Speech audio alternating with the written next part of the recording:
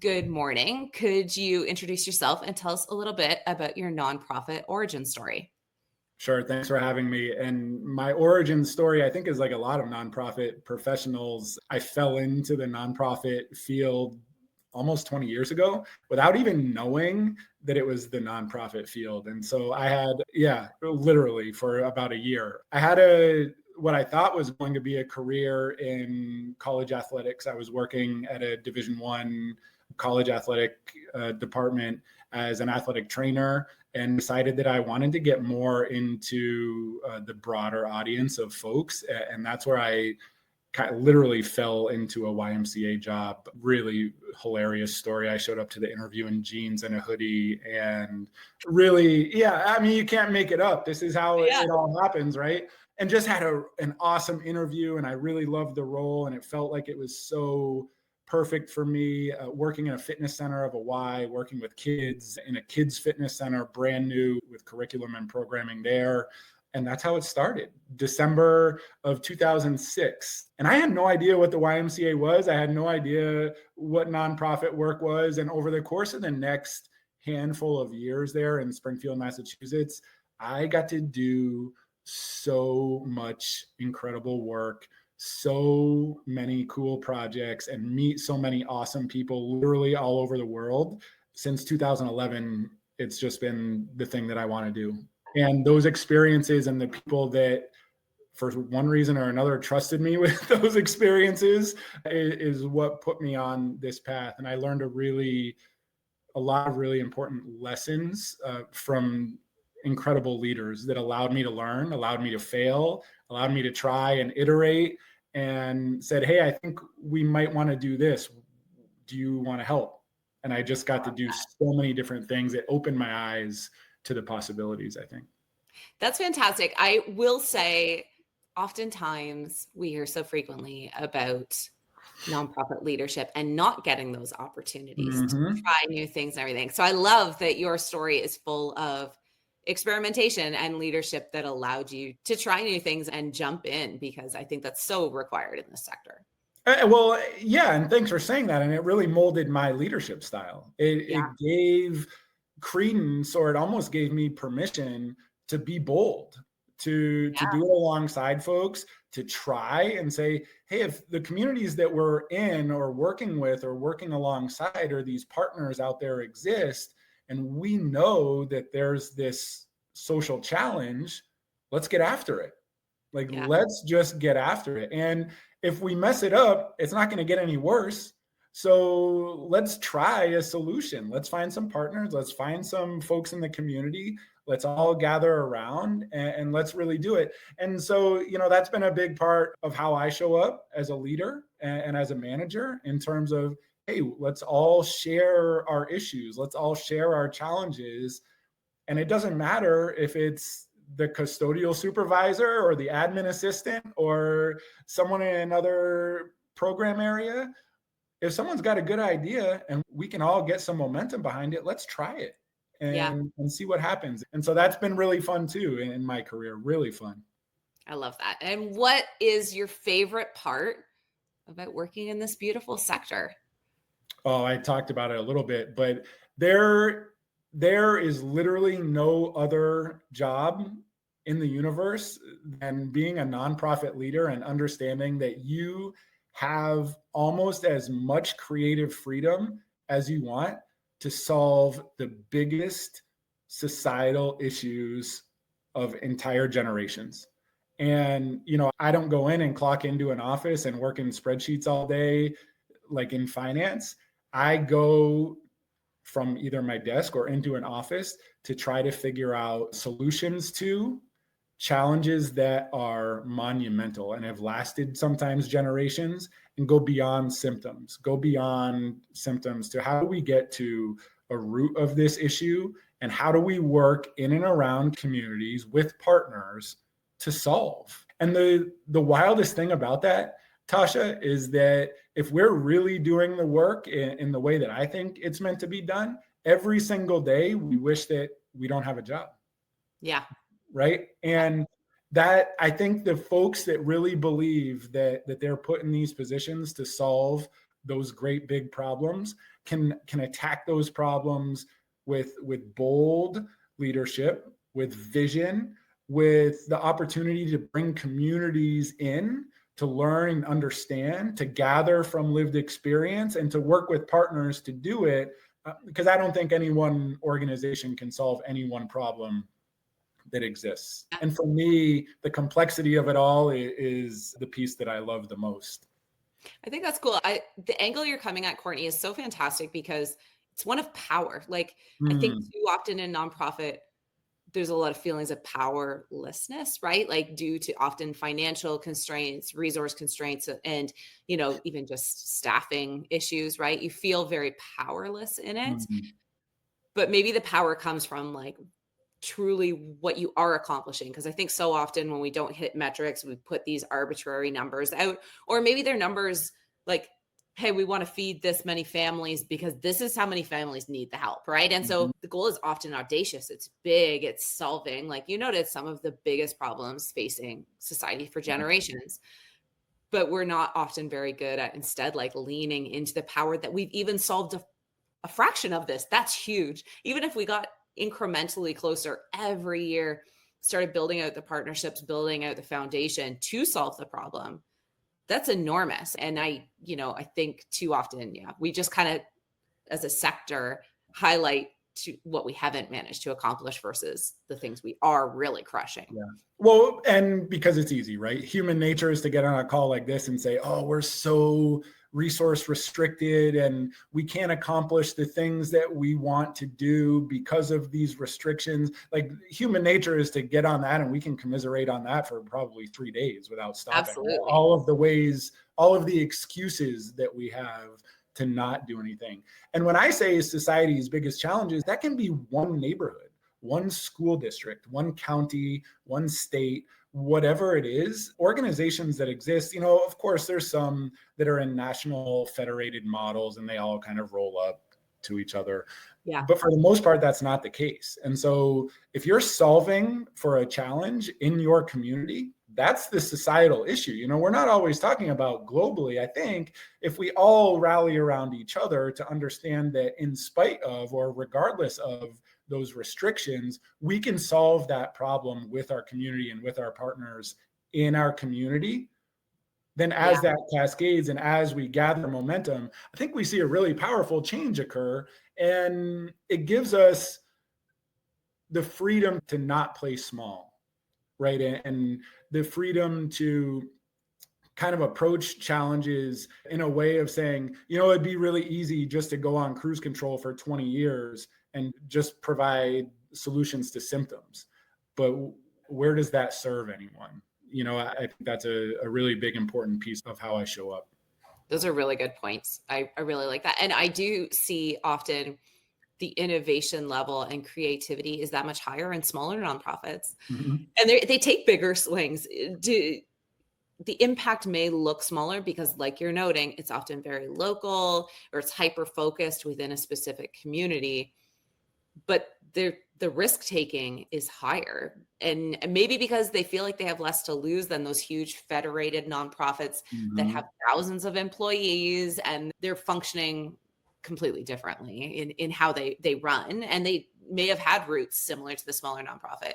But I do think that risk-taking behavior in larger nonprofits, it's tougher, and not that they don't want to solve the problems, but I think because they do, but they're also very much a more businessy kind of, right? Like, I don't know that all nonprofits are still focused in on that. Let's solve the problem so we all get out of a job, right? Like that becomes a weird pull, but dynamic. Well, it's human nature too, because we're so used to habits and we're so used to routines and certain behaviors that and I've said this for a long time, I've worked for a nonprofit with $185 million budget with a $65 million endowment.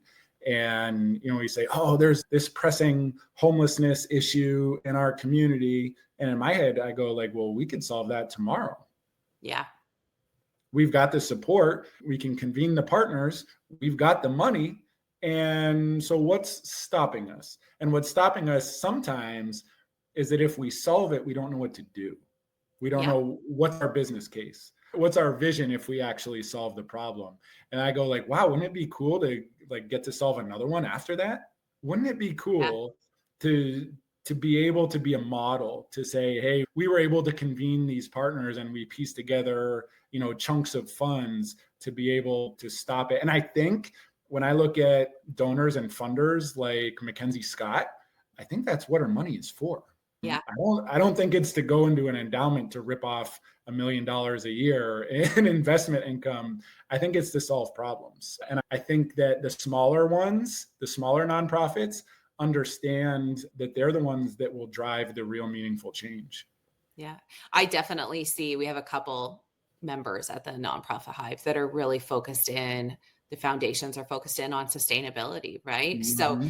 So the money is never meant to go towards buying meals. Not that's not needed. It's going towards the infrastructure so that meals is never, like, food insecurity is just not a thing anymore, right? In that particular location.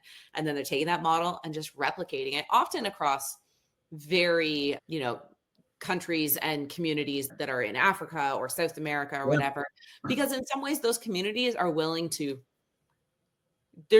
try whatever is any possible, solution that is presented. Yeah. They're like, this is a solution. Okay, we're ready to try it. And, so I think that's one of the beautiful things. The sustainability conversation is huge. But I wanted to also, and we kind of already went into this, but what are, in your long career in nonprofit, what are some of the challenges that you frequently see? And I know we've already touched on many of them. I think the big challenge is really, for me, understanding a solid foundation. And the solid foundation for me is always in belonging. It's always in relationships. It's always in connection. And I think that's why my experience, honestly, with the nonprofit Hive has been so meaningful, because that's how the foundation is set. And so, there's so much, and we talked about challenges around money or restrictions on resources or funding or solving problems.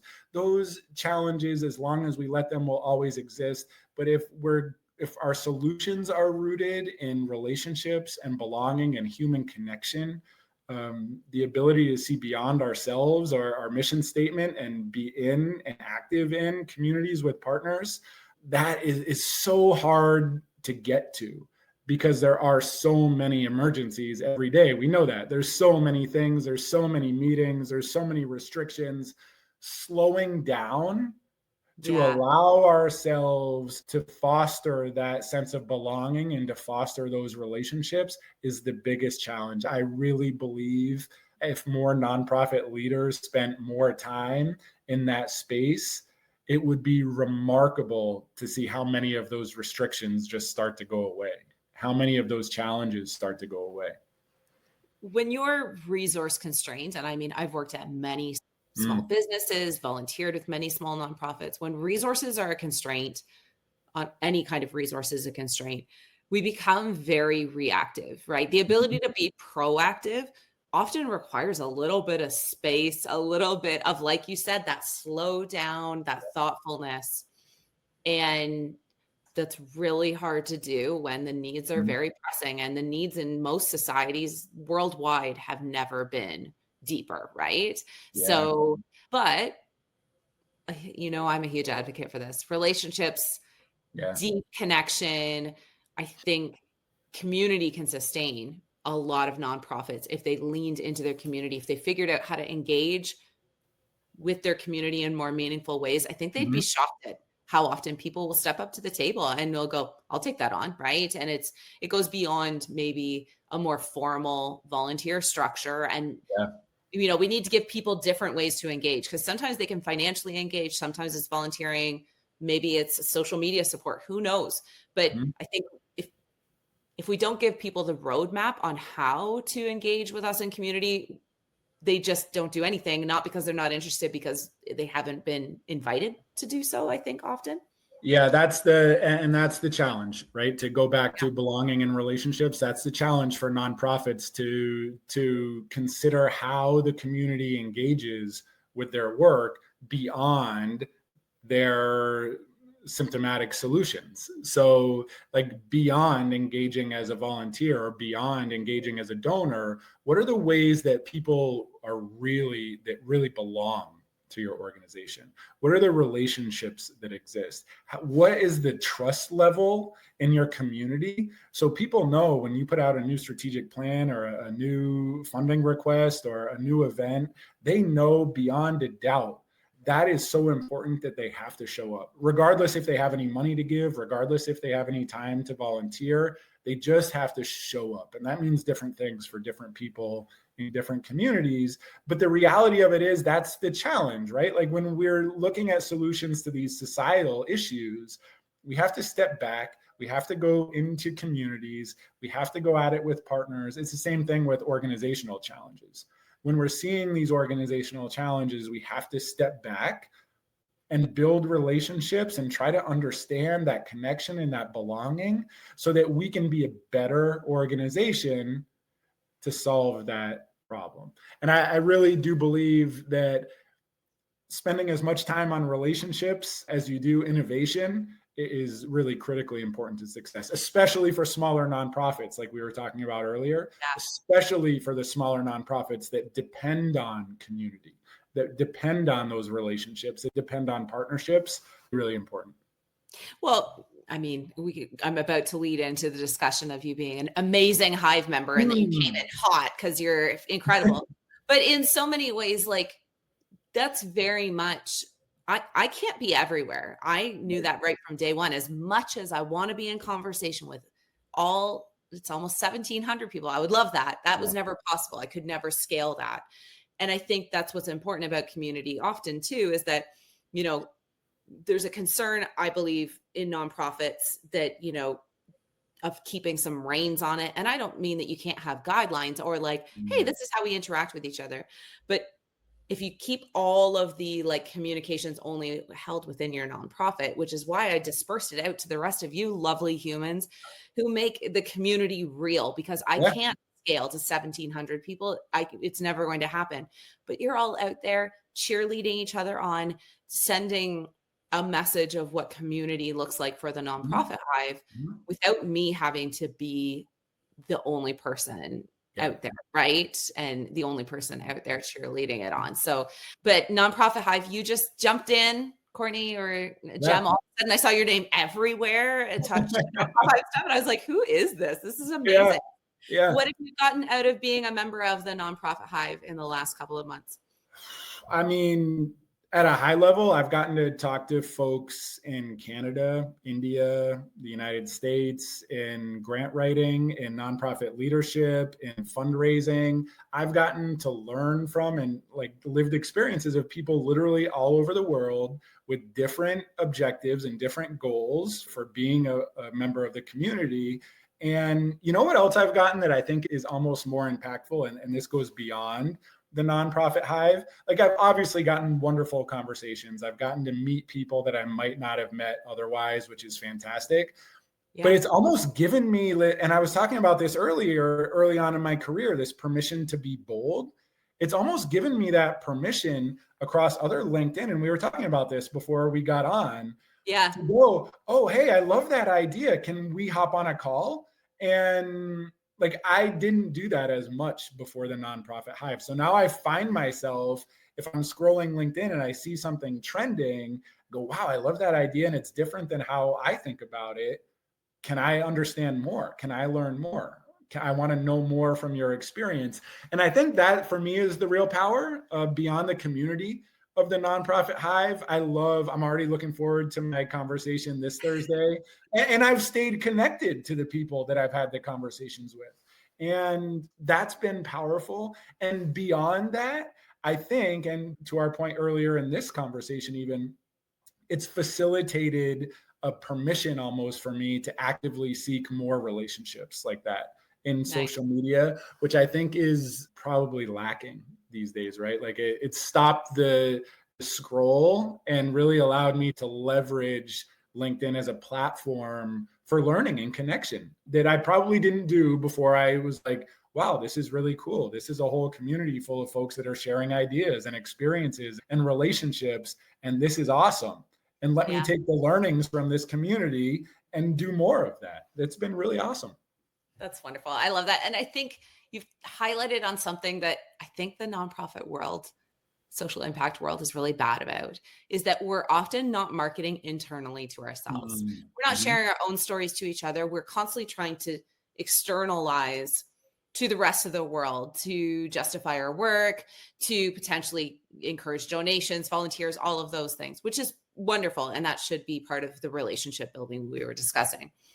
But I do think we get something unique from talking to peers who have been in the work, who get it, because it can often feel that, what do I do in my work? How do I, as a fundraiser in the US, differ from potentially a fundraiser in India? And there'll be those differences, but there's also something core to the people who love this work, and surrounding yourself with those people who, on days when the general public that are not in nonprofit don't think your messaging is cool, another person in nonprofit's going to go, I love what you do, right? Like, they're the biggest cheerleaders. And I think they got out of cheerleading for each other. And that's also, I think, important on the days when it's hard, having that other person. Yeah, really good. That empathy that exists, from the standpoint of, oh yeah, I went through that situation and I remember how that felt.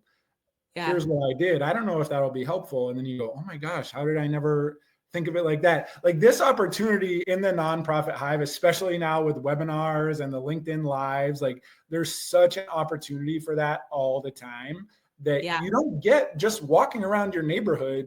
I don't think anyone else in my neighborhood is in the nonprofit sector. So, if I'm walking around talking to my neighbors, like we're talking about the weather or the football game or whatever, we're not going to empathize with each other on these pressing societal issues or organizational issues. And I think that's something really unique. Absolutely. I totally agree. So how can people get in touch with you, follow you? You have a brand new role as well, Courtney, since I first started connecting with you on LinkedIn. Brand new organization you're supporting. Tell us a little bit more about how people can stay connected with you. Yeah, so a few different ways. I think one, the best way and the place where I'm most active, send me a message on LinkedIn. I'm really good about responding to those. And I'm almost always going to respond with, like, let's get on a call and chat. Email, my phone number even is on my LinkedIn. So if people want to text me, check out my LinkedIn profile, has my cell phone number, has my personal email. It actually does not have my work email yet. But that's the best way. And I love a good conversation. This is super fun for me. And I'm doing more and more of it. And right now I'm in a really important space in mental health and addiction recovery, advocacy and fundraising, and that particular challenge, which is deeply personal to me. So if folks are out there doing similar work, I'd love to kind of coalesce around that and understand what's going on in other areas of the world.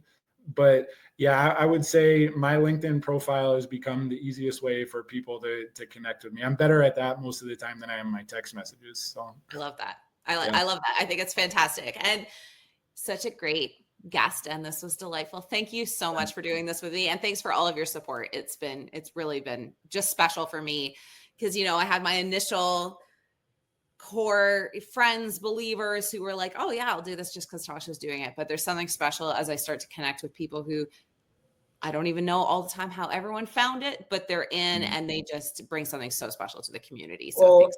Yeah. And thanks for having me, and know that, like, what you do is needed. It wouldn't be so special if it wasn't needed. If people weren't really in need of the connection, if people were not in need of relationships and the conversations, it wouldn't be so special. So you're out there meeting that need all the time. And so thank you for what you do, because it gives me the opportunity to connect with people and to have those conversations and to feel those connections. And it's really special. So thanks. Awesome. All right. This is fantastic. You are so good.